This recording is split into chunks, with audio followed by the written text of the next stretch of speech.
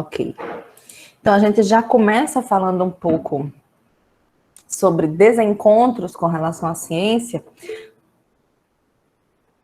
Só não tô com raiva de acordar cedo, porque é a aula de... Oh, que linda, que fofa. Na verdade, eu não acordo com ódio quando é para dar aula de manhã. Eu gosto muito. Principalmente quando são essas disciplinas que eu saio com muita raiva da vida, com vontade de sair jogando bombas por aí. Eu gosto. Então, eu vi, rigorosamente falando, a gente não iria trazer uma reportagem como essa. A gente fala bastante em uso de textos e de artigos indexados, e nós vamos ver o que é isso, o que significa indexação, né? Fator de impacto, métricas, tudo isso. Mas eu gostei bastante dessa matéria da revista Super Interessante, do mês de maio. E aí eu fiz, né, o print dela, fiz a cópia em PDF, que eu vou sair espalhando para todo mundo, porque, a começar pelo título, dá uma certa tensão. E principalmente quando a gente vem vivenciando esses períodos que nós chamamos essa crise, de cortes subsequentes, a ponto de chegarmos a um percentual de financiamento para pesquisa no Brasil baixíssimo desde 2013. Né? E a gente vai ver alguns, eu ainda vou mostrar, fiz uma apresentaçãozinha, uma mini apresentaçãozinha para mostrar alguns gráficos da pesquisa no Brasil, da ciência no Brasil. A ciência no Brasil, ela é elitista, ela é positivista, ela é cartesiana, ela é sexista, ela é bairrista, né? E os centros que recebem muito financiamento, obviamente, tem tudo a ver com processos longos que eles já têm, também tem umas características bem, vou dizer, excludentes com relação a outras regiões do país, vulgo Norte e Nordeste. Então, a gente tem essa questão, né, de cortes de verba, perseguição ideológica, universidades sucateadas e até um contingenciamento que eles chamam contingenciamento de Schrödinger, que é aquela, né, o enigma, o paradoxo, a dúvida, o gato de Schrödinger. Ele está dentro da caixa ou ele não está dentro da caixa? Ele está morto dentro da caixa ou ele não está morto dentro da caixa? A grande dúvida atômica também, né? Da questão da localização do átomo. Né? Contingenciamento de Schrödinger existe e não existe ao mesmo tempo, porque tudo tem a ver com verbas direcionadas para pesquisa, outras verbas em fundos que não podem, não devem ser mexidos, como são os fundos fixos, né? E aí a gente tem cortes na área que nasce desde lá a criação do Lattes, e ele conta uma historinha breve, né? Quem é? Porque a gente diz, meu Deus, currículo Lattes. Só o nome Lattes já dá um medo, porque a gente tem que manter o nosso currículo. Quem é da academia vai entendendo a necessidade de manter tanto a produção como a atualização do currículo em dia e etc. Se você for para o meu, ele está desatualizado. E aí, a plataforma Lattes no Brasil foi criada em homenagem a César Lattes, que era um físico, foi indicado para o Nobel em 1949, mas nessa época a pesquisa no Brasil era algo subfinanciado. 1949 já foi depois daquela história, né, de Marie Curie, Einstein e etc. Mas a pesquisa nesse nível no Brasil ainda engatinhava. E assim como a saúde no Brasil, a pesquisa ela nunca foi a boneca da vez de grandes financiamentos, exceto em determinado período de tempo que nós vamos falar. Né? A saúde no Brasil ela não nasceu como ela é hoje, ela na verdade nasceu devido ao financiamento, como era no caso das caixas de aposentadorias e pensões. Se vocês não viram isso ainda, vocês vão ver.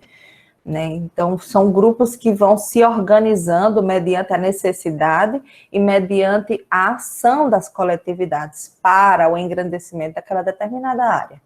Então, no caso da pesquisa, não é diferente. Né? A gente teve grandes conflitos até conseguirmos uma área, um departamento específico para isso.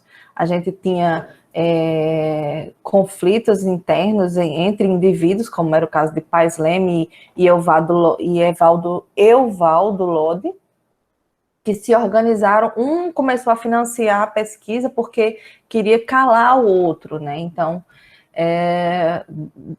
tivemos a construção, a formação, né, primeiro, do Centro Brasileiro de Pesquisas Físicas, CBPF, mas que, na verdade, no futuro ele começou a ser investigado, porque tinha a intenção, tinha aquela questão política e todo o medo. Existe um fantasma no mundo que se chama comunismo, que as pessoas não sabem o que é, ninguém nunca viu, mas o povo tem medo, né?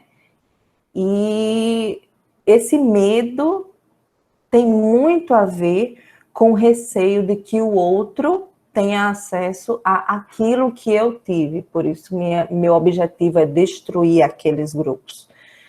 É mais ou menos isso a relação da ojeriza, que é a extrema-direita do Brasil, e até a direita bem não radical, tem a esquerda, porque a esquerda representa tudo aquilo que o brasileiro médio, classe média, que parcela suas viagens, parcela seu carro, parcela aquilo que compra no AliExpress, né? Tem a ojeriza, aquele que tem um menor poder aquisitivo, uma menor possibilidade de acesso a bens e serviços, à educação formal, privada, né?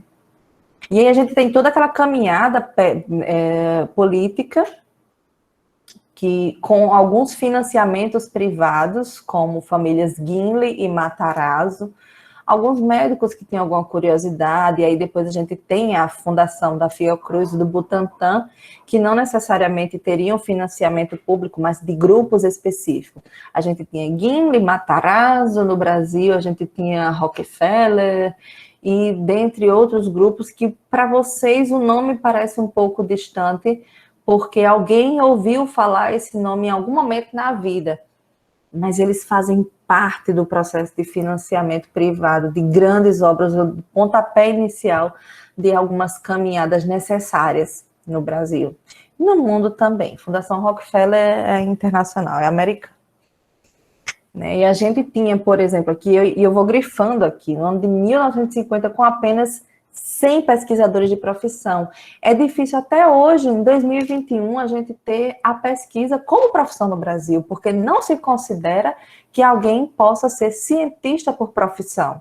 Via de regra, o cientista no Brasil é alguém que é da academia, que está em programa de pós-graduação, que realiza pesquisas, que retornam para o ensino e que são financiados normalmente pelo CNPq, que a gente vai ver aqui quem é o CNPq, que a sigla do CNPq hoje não é necessariamente essa sigla, mas que entre a década de 90 e anos 2000, a gente tem, através do Ministério da Ciência, Tecnologia e Inovações, MCTI, um aumento no financiamento de pesquisas na área de STEM. Quando vocês veem STEM Research, né, o tema, você vai saber que esse STEM é uma abreviação para ciência, tecnologia, engenharia e matemática, Science, Technology, Engineering, Mathematics, que significa que são as áreas exatas, ciência e tecnologia, né? CIT.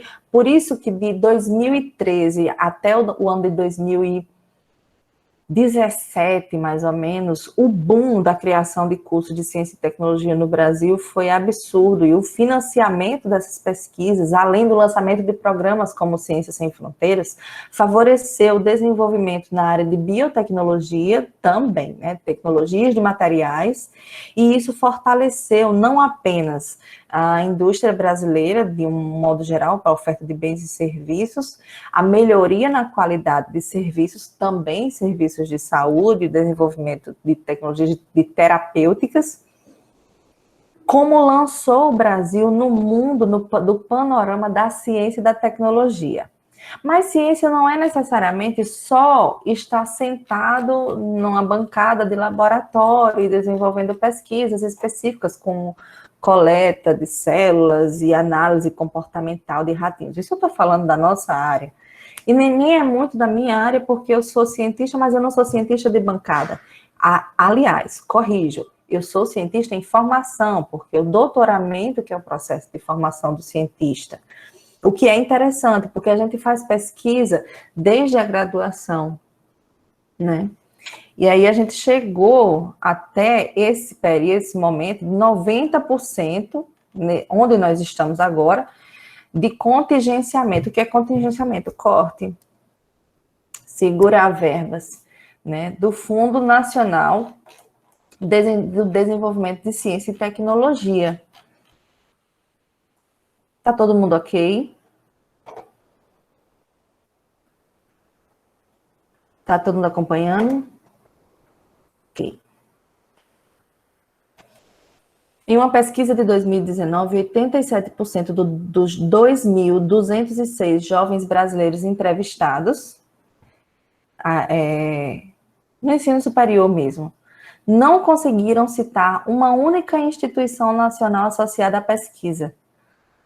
Porque a gente tem a ideia de que pesquisa é só aquilo que está relacionado a laboratórios, né?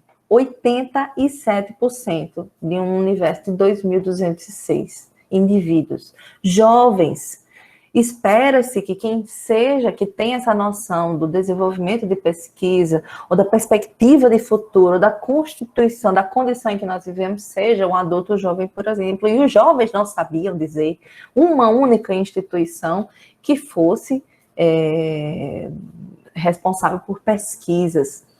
E muito poucos jovens sabem a importância da pesquisa para a formação, seja na área tecnológica, seja na área social, seja na área da saúde.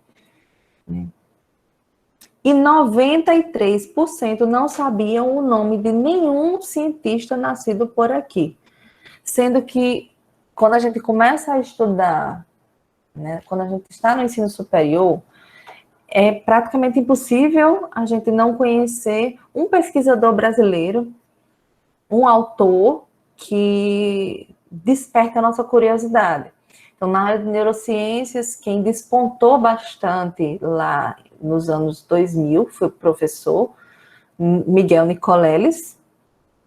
E hoje temos vários, como Pedro Halal, que é ex-reitor da Universidade de Pelotas, que está bombando aí nas mídias, mas o que fez pesquisadores, cientistas, a ciência de um modo geral no Brasil bombar tem sido a pandemia, porque de um lado a gente tem o negacionismo que cresce e nasce de uma negação, e é uma questão psicanalítica, de uma negação total do perfil da intelectualidade, da importância, né, de um desdém pelo saber, pelo conhecimento, pela construção da ciência e pelo enaltecimento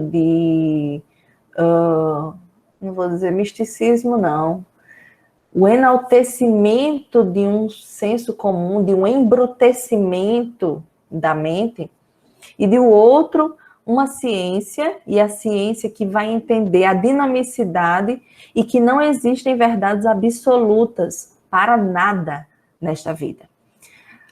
Quem trabalha com ciência vai saber sempre que o que nós fazemos e que chamamos de ciência são tentativas de respostas a perguntas específicas a partir de caminhos metodológicos, a partir de ferramentas que nós temos, porque os nossos sentidos são relativos de pessoa a pessoa. Eu não posso medir ou avaliar uma cor de uma garrafa pelo que eu identifico como cor azul, porque existem também os indivíduos daltônicos e tem essa diferença na visualização de cores. Tem um indivíduo míope que não vai conseguir identificar as dimensões dessa garrafa em determinada distância. Os sentidos, senses are deceptive, they deceive us, eles nos enganam, eles nos pregam peças. E aí a gente tem as ferramentas para mensurações, a gente tem as ferramentas para avaliações. Isso é a ciência que a gente tem, é a ciência de que a gente dispõe, porque, grosso modo, mesmo respondendo a essas perguntas específicas, a gente não responde à complexidade da realidade, né?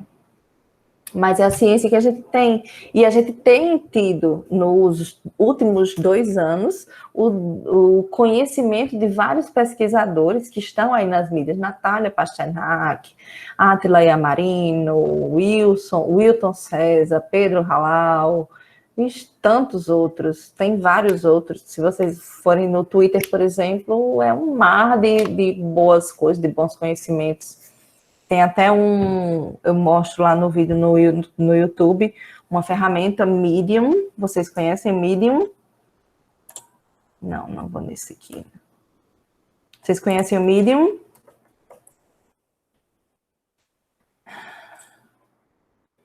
Medium é uma rede que antes a gente chamava blog e tal, mas a gente tinha que ir encontrando alguns blogs específicos. E o Medium é como uma rede de postagens, então existe muita coisa boa no Medium, muita pesquisa boa, muito diálogo bom. Tem alguns blogs específicos para temas como poesia, tem revistas, tem ciência de dados e ciência de um modo geral, né, que é uma forma da gente conhecer o fazer ciência. A ciência, na verdade, ela apresenta uma resposta hoje e amanhã nós temos uma outra pergunta para ser respondida a partir desta resposta que nós temos hoje. E foi assim que a gente teve alguns retrocessos na Idade Média, vamos nomear, por exemplo, Galileu Galilei, Nicolau Copérnico, Johannes Kepler, Tycho Brahe, Giordano Bruno, tá? Dentre vários outros. Ok? Tá todo mundo acompanhando? Eu adoro Medium, adoro. E aí a gente tem tido esse período, né, uma queda nesse financiamento de 2018 para cá, nítida, porque são cortes específicos que davam resposta a ações de políticas públicas necessárias no Brasil, né? Então, o brasileiro médio, a falta de familiaridade do brasileiro médio com a ciência, resultado da educação básica deficiente, divulgação ineficaz do trabalho realizado nas universidades, por isso que tem uma grande área surgindo agora, que é a divulgação de ciência, das universidades públicas, e são elas no Brasil que fazem maior parte da pesquisa e desenvolvem maior parte das tecnologias, e uma série de outros problemas crônicos. Eu não sei se vocês lembram, no início da pandemia, acho que foi a UFPB que liberou o protótipo, o projeto de um respirador de baixo custo, de alta performance, né, e disponibilizou, tornou esse projeto de uma forma open source, que a gente chama, né, fonte aberta, que aí outros fabricantes poderiam utilizá-lo para a produção, né. Isso barateia o produto final, muito embora não tenha sido dada a devida importância, né. Então, aí a gente tem esses problemas, é uma coleção, uma constelação de problemas no Brasil que fazem com que ele seja terreno fértil para o negacionismo, para o terraplanismo, para as confusões quânticas da leitura da realidade, né? Na época, em maio, eram 400 mil, hoje nós já estamos perto dos 600, né? Então, 48% da verba do MCTI, Ministério da Ciência e Tecnologia, em 2021 pode não ver a luz do dia. E ela já era 28,7% menor do que em 2020, certo? E a gente vai ter vários outros problemas de financiamento. E eu até faço essa pergunta aqui. Ele precisou assinar, Pedro Halal, um termo de que impede criticar o governo federal e seu local de trabalho. Eu estou perguntando para o professor o que é local de trabalho. porque no processo ensinar-aprender, qualquer espaço físico é um local de trabalho, né? São conceitos, certo? Então, todo ano o Ministério da Economia impõe uma meta fiscal, que a gente chama de teto de gastos, né? Então, você tem, aí ele faz um paralelo do que você pode fazer com o seu salário e tal, mas o brasileiro vive em déficit, é nítido, é óbvio, tá? E aí a gente tem um quadrinho aqui de identificação das siglas, FNDCT, Fundo Nacional de Desenvolvimento Científico e Tecnológico, CNPq, hoje em dia significa Conselho Nacional de Desenvolvimento Científico e Tecnológico, é basicamente quem financia as pesquisas dos programas de pós-graduação e as bolsas. Para vocês terem noção, os nossos programas de pós-graduação, no caso de fisiologia, por exemplo, a gente está sem bolsas suficientes para os candidatos à necessidade de bolsa. É um subfinanciamento mesmo, porque tem uma colega minha do mestrado, acho que são 3, que tem precisado fazer rifa para conseguir pagar o material da manutenção dos ratinhos da pesquisa. Isso é tão sério, isso é tão grave, e isso impacta tanto no resultado da pesquisa, no reconhecimento do pesquisador como importante e da necessidade de continuidade daquele processo de pesquisa.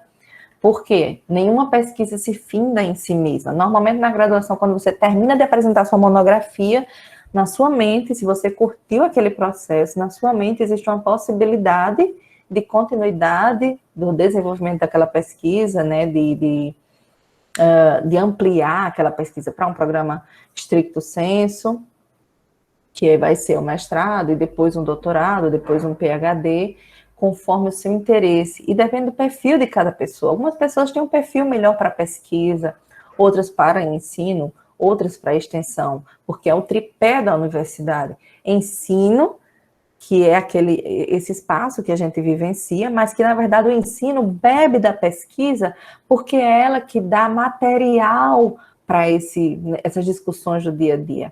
E a pesquisa, ela tira os dados da realidade. Normalmente, quando é que a gente vai ver a realidade? Quando a gente vai para os projetos de extensão, para as atividades de campo, e lá a gente coleta material. Então, quando a gente consegue conceber esse tripé como algo indissociável e indissolúvel, é muito mais fácil compreender o processo de ensinar-aprender. Aí a gente tem a FINEP, que é a Agência Financiadora de Estudos e Pesquisas. Cada estado tem sua fundação de financiamento, né, de pesquisa, como São Paulo tem a FAPESP, e no Rio Grande do Norte nós temos a FAPERN, tá?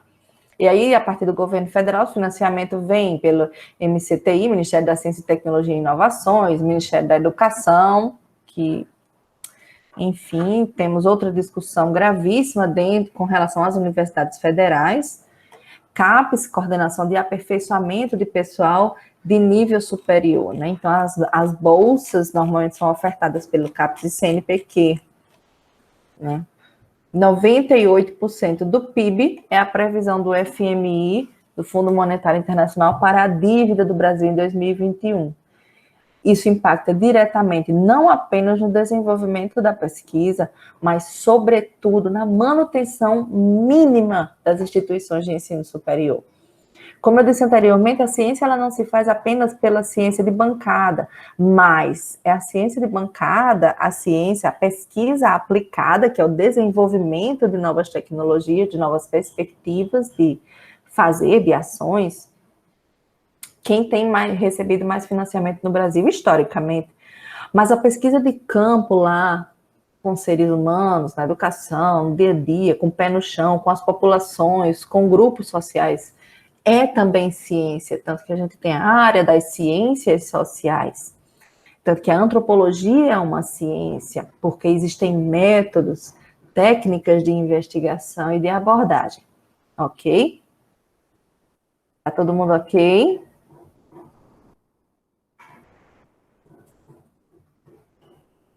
Tá todo mundo ok? Eu tô só tomando uma água que eu tô...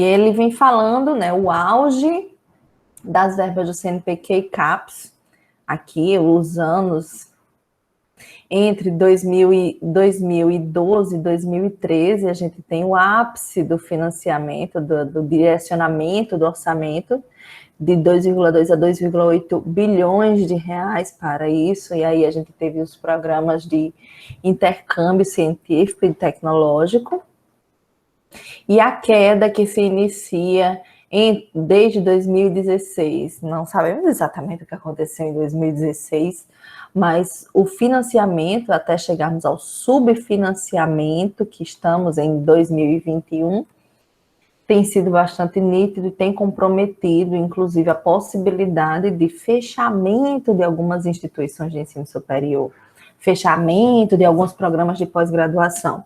Sabe o que isso significa? Se eu tenho a suspensão, cancelamento ou extinção de projetos de pesquisa que forneciam fotografias, perfis da realidade, normalmente esses perfis da realidade trazem, né, descortinam as desigualdades sociais, descortinam problemas e necessidades de saúde. Se eu retiro do ar bases de dados importantes, como é o caso do DataSUS, eu não vou ter a disponibilidade e a transparência dessas informações para que eu, enquanto pesquisador ou trabalhadora da saúde, compreenda quais são essas necessidades, quais as áreas de deficiência e onde nós vamos poder criar, desenvolver novas políticas públicas. E eu estou falando da nossa área, na área da saúde. Como é que eu vou entender que uma área de doenças negligenciadas, como é o caso da tuberculose e hanseníase, se eu não tenho dados disponíveis sobre elas, onde eu vou procurar regiões em que elas são mais endêmicas?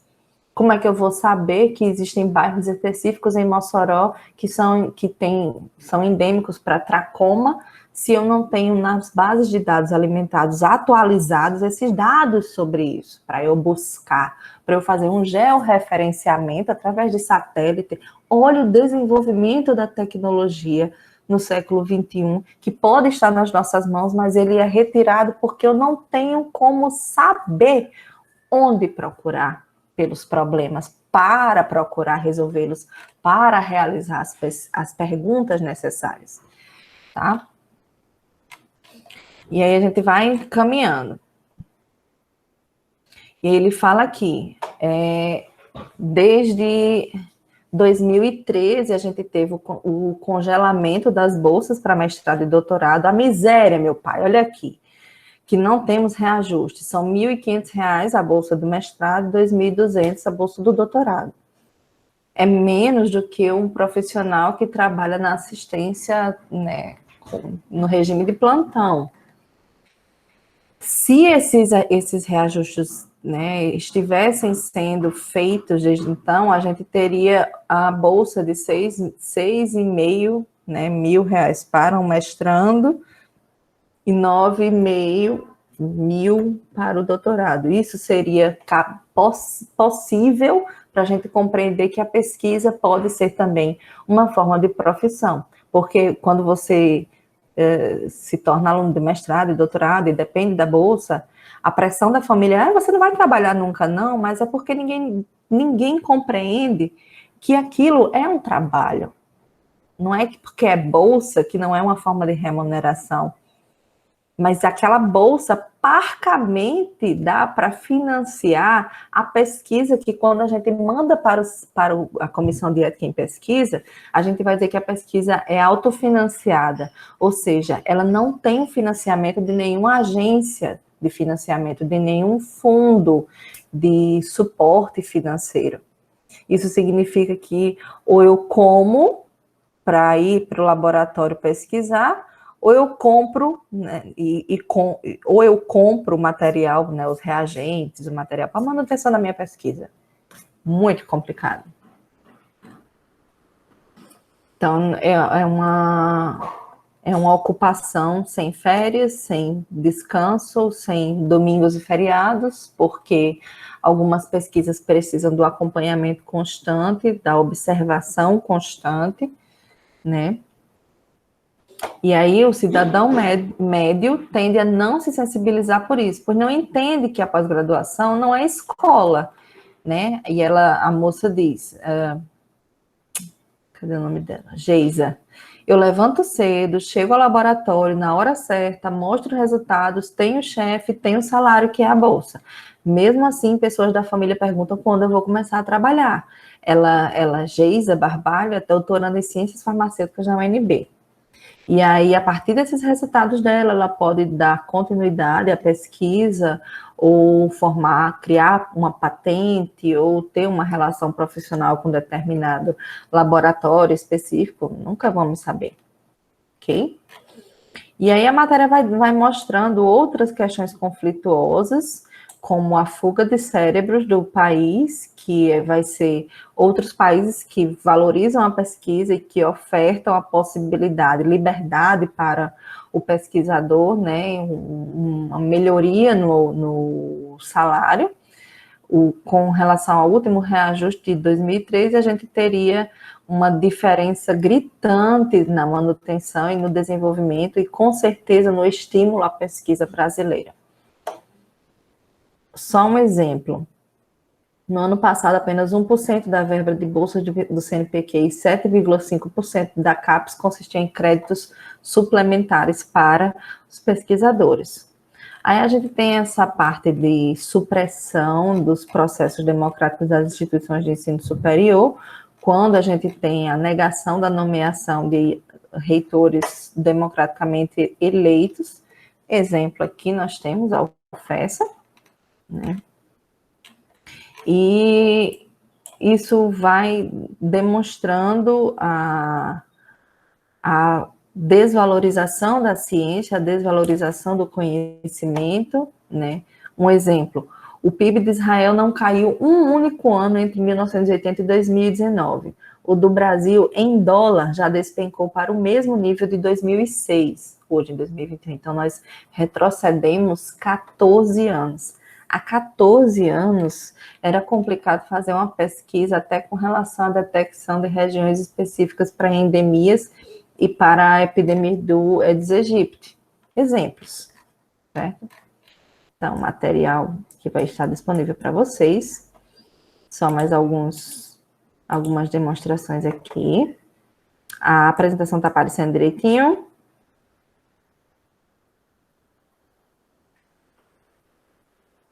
Está aparecendo? Ok.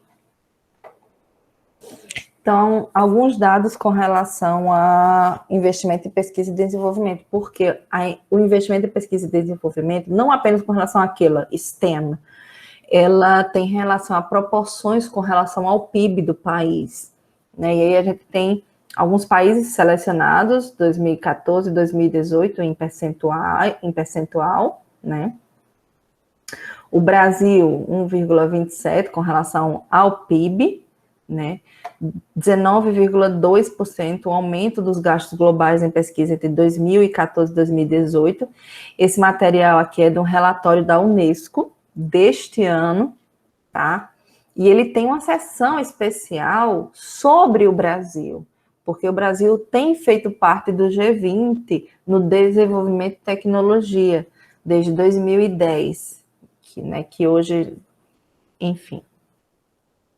Então, a gente teve apesar disso, a gente teve entre 2014 e 2018 um aumento do PIB global, tá?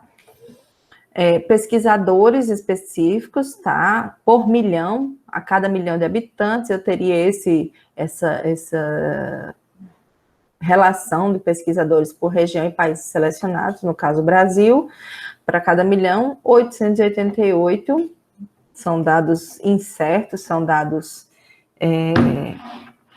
instáveis, porque vai variar muito com relação à ocupação, uma vez que no Brasil o pesquisador está normalmente atrelado a alguma instituição de ensino superior ou a algum programa de pós-graduação, e aí ele pode se desligar a qualquer momento do programa.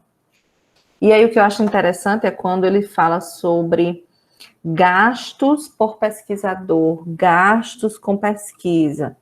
Na verdade, é uma tradução literal, porque a gente vai saber sempre que educação e pesquisa não são necessariamente gastos, mas investimentos, porque quando você investe em algo é porque vocês têm uma perspectiva de futuro, tá?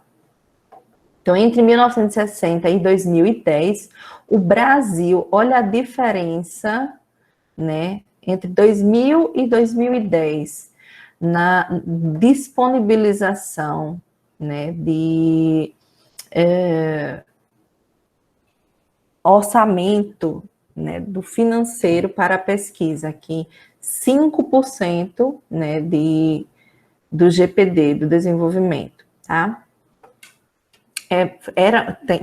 Estava sendo um caminho muito promissor, estava sendo um caminho que ia favorecer a gente estar, neste momento, por exemplo, tendo um curso de biotecnologia, quem sabe, não sei, estou pensando aqui, um curso de biotecnologia, uma parceria com outra instituição que permitisse estarmos desenvolvendo tecnologias digitais na própria área de enfermagem. É um exemplo. Esse relatório que eu vou mandar para vocês, relatório de ciências da Unesco, o tema dele esse ano, a corrida contra o tempo por um desenvolvimento mais inteligente, porque a gente parte do princípio de que estamos em uma época de crise, de transição paradigmática, de necessidade de revisão da forma de vida na Terra. E aí a gente vai ter as tendências de gastos com pesquisas no Brasil, ele vem demonstrando a queda nessa tendência com relação ao PIB de 2007 a 2017, gasto total de órgãos federais por regiões, percebam, o Nordeste verdinho é sempre, apesar disso, entre 2011 e 2017 houve um aumento, um crescimento. Tendência de recursos humanos no Brasil, a pós-graduação continua sendo a menor fatia, né, de pesquisadores empregados nesse setor, cerca de 13 mil no ensino médio. Olha aqui, ainda menos do que em pós-graduação. A taxa de pesquisadores sem graduação superior e de diplomas universitários caiu de 17,2% em 2011 para 14,7% em 2017. Muito parecido também com o perfil, com o percentual do desemprego, a taxa de desemprego no Brasil. Aí a gente tem o número de doutorados concedidos por sexo, e vamos entrar nessa discussão. Entre 2012 e 2018, o crescimento da mulher na área da pesquisa e das ciências, apesar da mulher agregar diferentes papéis sociais, aglutinar diferentes funções entre a casa, entre o trabalho, entre a ciência, entre a maternagem, entre o ser mulher. Então, no período de, deixa eu botar aqui a lupinha aqui. O período de 2010, 2015 testemunhou o ritmo de crescimento mais rápido no ensino de pós-graduação desde 2005. Doutorados concedidos por área e por estudo de sexo, saúde é campeão, a gente teve 66,8% em 2017 do crescimento de mulheres com relação a homens, né, na pesquisa. 2.592 mulheres tiveram seu diploma de doutorado na área da saúde em 2017, com relação a 1.291 homens. A gente sabe que na área da saúde, sobretudo na área de cuidados em saúde e enfermagem, a mulher, historicamente, socialmente, se espera dela, né, que seja atuante nessa perspectiva, mas as oportunidades na área da ciência para a mulher ainda eram escassas, ainda eram restritas. Em uma das minhas entrevistas de pós-graduação, um dos membros da banca me perguntou como era que eu ia conseguir fazer ciência, como era que eu ia conseguir fazer pesquisa, tendo marido e filho. E sempre me marca muito, me emociona bastante falar sobre isso, porque na hora da entrevista eu respondi que é porque eles estão comigo, porque eles me estimulam, que eu estou buscando algo melhor sempre. E é impossível a gente pensar, e depende muito, é o perfil da pessoa, né? Estar sozinha e conseguir se sentir livre para transitar entre um estado e outro, para uma pesquisa, para o desenvolvimento da pesquisa, é inegável. Mas cada pessoa tem a sua prioridade, tem o seu perfil e tem a sua intenção de desenvolvimento dentro daquilo que lhe coube na sua trajetória profissional. Então, quando eu fui mãe, eu já era professora, eu já era pós-graduada e não limitou o meu tempo de trabalho, né? Existem as limitações, né, no papel social para isso, e eu estou no meu lugar de fala em sendo mulher que trabalha, que é mãe e tal. Então, não impede de trabalhar, não impede de fazer pesquisa, não impede de fazer ciência. Me coloca necessidade de disciplina, de organização, de superação, mas de voltar atrás, não. E aí a gente vai ter, entre 2000 e 2018, a execução orçamentária do Ministério da Ciência e Tecnologia, o tracinho preto, outros custeios e capital, e o vermelho sempre em pessoal e encargos sociais, sempre inferior aos financiamentos, tá? O verdinho é o total da execução orçamentária. Então, você compara aqui entre pagar pessoal e o que era os bilhões destinados, né? Outros custeios, e esses outros custeios, cadê o meu mouse? Outros custeios continuavam na casa dos 6 bilhões, né? 4,2 bilhões pessoal. A gente tem esses valores previstos no projeto de lei orçamentária, isso aqui está lá no relatório. A gente tem essa fala, é uma decisão catastrófica para o país, ainda mais em um momento de grave crise sanitária, que era quando a gente deveria ter um sistema, uma forma de pensar que fosse aglutinadora dos cérebros pensantes, da pesquisa do país para a erradicação da pandemia. Crise sanitária, econômica e social, e que caminha na direção oposta ao que fazem os países desenvolvidos. E a gente tem esse orçamento comparativo de 2015 a 2021, também em decréscimo. A gente tem essa análise do relatório da Unesco, com a queda de 50% no orçamento do Ministério da Ciência, Tecnologia, Inovações e Comunicações, que Comunicações entrou recentemente nesse ministério, era um ministério à parte. Produção brasileira em agroecologia, 4,5 vezes a média global e 4,2 vezes no que se refere à pesquisa sobre doenças transmissíveis tropicais. Então, o relatório fala que existe esse paradoxo, apesar da supressão, né, no financiamento, a pesquisa no Brasil ainda é resiliente e ainda teve um crescimento nesse período de queda do financiamento. Isso aponta vários problemas e vários outros desafios para gerações futuras de pesquisadores.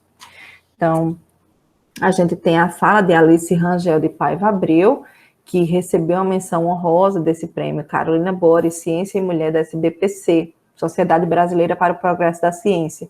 Aí ela fala, faltam mudanças estruturais no processo de produção do conhecimento científico. Não é só a entrada, são as normas, as formas de comportamento.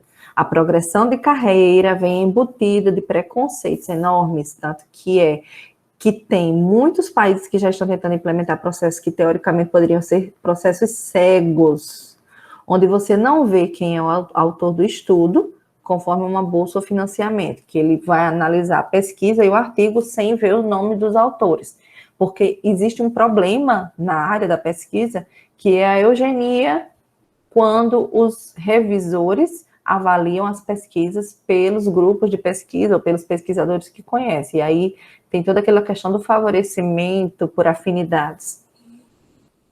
Aí ela reforça, uma outra pesquisadora reforça, o coro do grupo que defende parâmetros diferentes de avaliação do currículo de cientistas que se tornaram mães, como, por exemplo, não considerar o afastamento após o parto como um período de queda de produção científica, que é o que normalmente os programas de pós-graduação Desde residências, especializações, mestrados, doutorados consideram. Vai entrar mulher, você vai esperar que ela engravide e tenha o período de licença dela, que é natural e que é necessário, porque precisa existir isso. É uma questão humana, não são robôs que realizam pesquisa. E não significa que é um tempo de queda de produção científica. Muitas vezes, durante o período de licença maternidade, a mulher consegue publicar pelo menos 1 ou 2 artigos científicos enquanto amamenta. E aí ela fala, não é justo comparar um homem fazendo ciência, porque ele chega em casa, a comida está pronta normalmente, a roupa está lavada, o tempo todo com uma mulher que teve filho e que está amamentando. Top! Esse livrinho é muito fofo. Women in Science, já tem a tradução dele, né? E esse relatório fala, né, entre 45,1% e 55% pesquisadores mulheres, mas aí a gente vai ter as distribuições por áreas que são diferentes, tá? E aí tem esse outro artigo que fala que existe uma diferença significativa de gênero na ciência brasileira, distribuição de bolsas, produtividade entre pesquisadores, né? E aí a gente tem esse artigo aqui. Eu vou mandar essa apresentação do jeito como tá para vocês, porque quando você aperta no botãozinho, ele vai direto para esse artigo, certo? Então, subrepresentação de mulheres nos níveis sêniores da ciência brasileira. Top, tá? Então, para toda pergunta que surge da realidade, todo desenvolvimento de trajetória para responder essa pergunta, a escolha dos métodos, a avaliação da possibilidade do financiamento daquela pesquisa e a caminhada para a consecução dos resultados é um processo de investigação. O bom não é você ter uma resposta robusta em uma pesquisa. O bom é você saber que fez as perguntas certas, né? E a gente tem miríades de possibilidades de fazer ciência, desde as ciências sociais até as ciências exatas, até a área da tecnologia, da biotecnologia que cresce.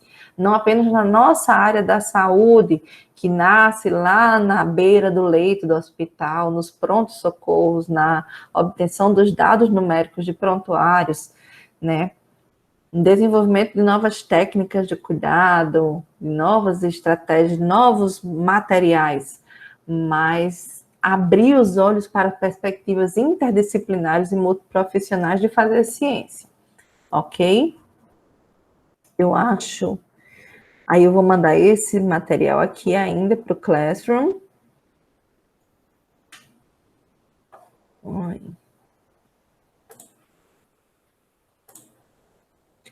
Mandar esse material para o Classroom para vocês. E nosso momento síncrono hoje foi esse. Eu quero saber das perguntas e dos comentários de vocês sobre isso, porque o desafio é grande. O que vocês acham? O que está rolando? Abre o microfone. Fala, garoto. Fala, garota.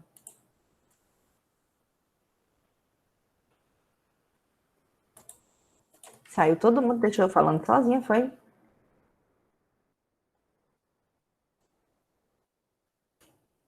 Gente, a realidade é desafiadora, A realidade é desafiadora. Um outro exemplo, eu dei o exemplo das minhas colegas que estão fazendo rifa para conseguir manter o material delas, né? Dos ratinhos e tal, elas são incríveis.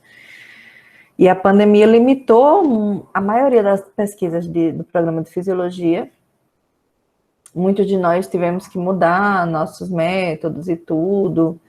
E a minha pesquisa, por exemplo, eu tinha a intenção de fazer outra coisa, mas como não tinha bolsa e não tinha possibilidade de ter um financiamento maior para a coleta de dados, cada coleta de uma amostra girava em torno de R$1.000 o processamento genético de metagenômica, então não seria possível. E aí a gente remodelou nossa perspectiva, nossa metodologia para algo aparentemente mais simples, mas a gente espera ter algum resultado interessante. E é isso. O que nós vamos fazer agora? O intervalo natural e a segunda etapa da aula, eu coloquei no Classroom, sobre esses cortes de gastos em 2017 e 2018. Eu lembro que na minha escola muitos alunos tiveram suas pesquisas e TCCs atrasados devido à falta de reagentes, solventes e essas coisas. Exatamente. E é porque a pandemia mostrou como a pesquisa científica é importante, né? Mas continua desvalorizada. Lara, a pandemia mostrou a importância da ciência. O que nós não temos é uma população que entende isso. A matéria, vocês vão ler a matéria. Eu vou mandar até essa que eu grifei e fiz as anotações, mas não leiam só os grifos, não. A nossa sociedade ela é condicionada a desvalorizar aquilo que requer esforço e tempo. Nossa sociedade reflete a globalização e a instantaneidade de resultados, de respostas. E pesquisa não é isso, ciência não é isso. Ciência não existe para dar as respostas que a gente quer ouvir. Ela dá as respostas para as perguntas que são feitas mediante parâmetros, mediante percursos metodológicos e estratégias rigorosas, com o mínimo de vieses possível. Lembre desse nome, viés científico. Nós vamos falar sobre ele nas próximas aulas. E continua desvalorizada, sim. A própria Natália Pasternak, que ela é bióloga de formação, quando foi convocada para a CPI na semana anterior, ela foi meio que coagida pelo Conselho Nacional de Biologia, porque ela dizia que era bióloga, só que aquelas tretas que são político-partidárias, quando na verdade ela é graduada em biologia, mas ela é PhD em microbiologia, se não me engano. Então, de que adianta você ter a necessidade de receber uma advertência de um conselho profissional ao qual você não responde diretamente? Entendeu? São muitos conflitos profissionais no Brasil que não vão se resolver por essa fase de transição astrológica, meteorológica que a gente gosta de mencionar. Nós não estamos passando por uma fase de melhoria do espírito humano. Até agora, eu já fui mais otimista. Nesse momento, eu sou apenas resiliente. Fazer pesquisa é muito difícil, muito difícil. Mirella, eu li um texto muito interessante de um sociólogo que dizia que este governo está aí porque dá voz ao brasileiro médio e seus preconceitos. Não dá para dizer como isso é assustador. Eu não sei o que me incomoda mais é falar esse termo brasileiro médio. O brasileiro médio já traz uma certa arrogância científica para a academia, que era o que a gente não deveria ter. A ciência, ao longo do tempo, foi se afastando da realidade. Talvez isso seja culpa nossa, da academia e da ciência, ser linguisticamente, simbolicamente distante do pé no chão da realidade.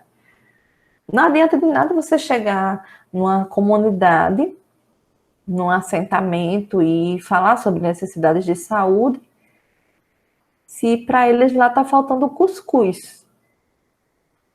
A linguagem, ela é o primeiro elemento de comunicação para a transformação de uma realidade. E ela é a primeira coisa que nós usamos para nos distanciar e nos diferenciar dos nossos semelhantes. A maioria dos brasileiros estão preocupados com o que comer, com segurança, exato. E aí, usando esse termo brasileiro médio, normalmente o brasileiro médio pensa que é classe alta. E quando a gente fala em taxar grandes fortunas, aquele professor de ensino superior que está pagando o carro à prestação e vive de aluguel acha que a gente está falando dele. É o lugar de fala, consciência de classe, a gente tem muito pouco, a gente não tem normalmente.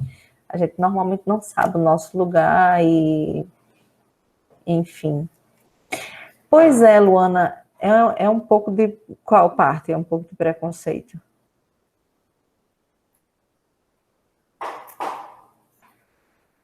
A palavra brasileiro médio.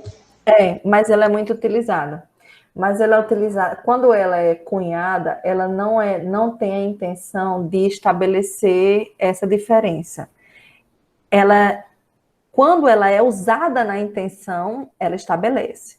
Ela foi criada na perspectiva da gente conhecer que o brasileiro médio é aquele que tem aquela rotina que é esperada, né, dentro das lutas de classe, é esperada para a reprodução social.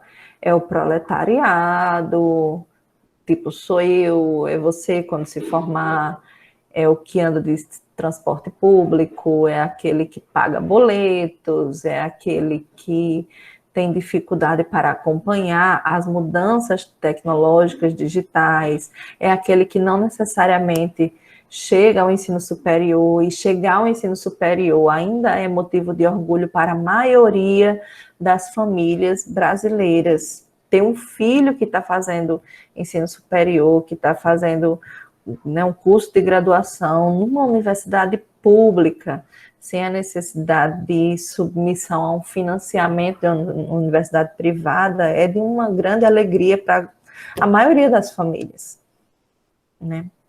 Quando esse termo começa a existir conceitualmente, ele não tem essa intenção do preconceito, não. A intenção do preconceito existe quando a gente precisa dizer para ele que ele é um brasileiro, né? Ele é classe trabalhadora, entendeu? A gente pode falar sobre isso lá em materialismo histórico dialético, porque cabe muito bem isso aí. A luta de classes, ela é...